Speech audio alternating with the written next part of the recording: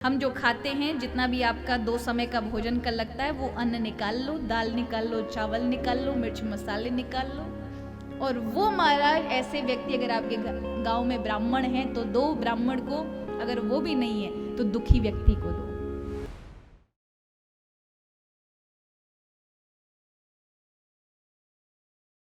यदि एकादशी वाले दिन यदि आप अन्न खाते हैं तो फिर आपको ब्रह्म हत्या सदृश पापों को भी भोगना पड़ता है।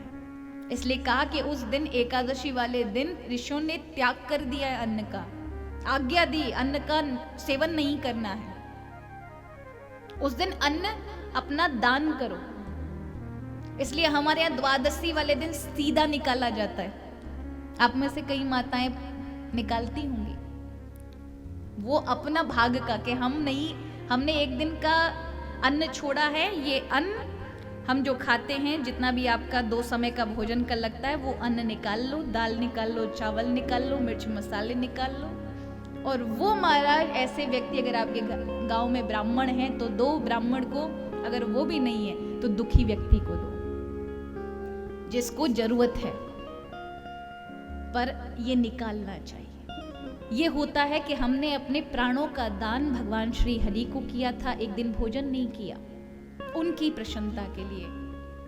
तो आप ऐसा महीने में 2 बार करते हैं, 2 बार आप भगवान को अपने 24-24 घंटे के प्राण देते हैं, तो भगवान श्री हरि की कृपा उस व्यक्ति पे बरसती है। इसलिए एकादशी तप की श्रेणी का व्रत है।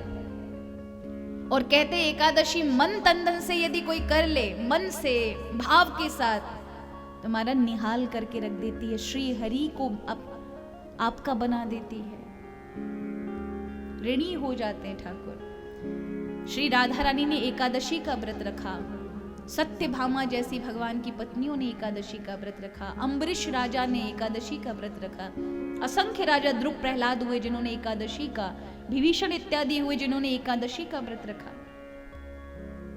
इसलिए एकादशी का व्रत अवश्य रखो महाराज।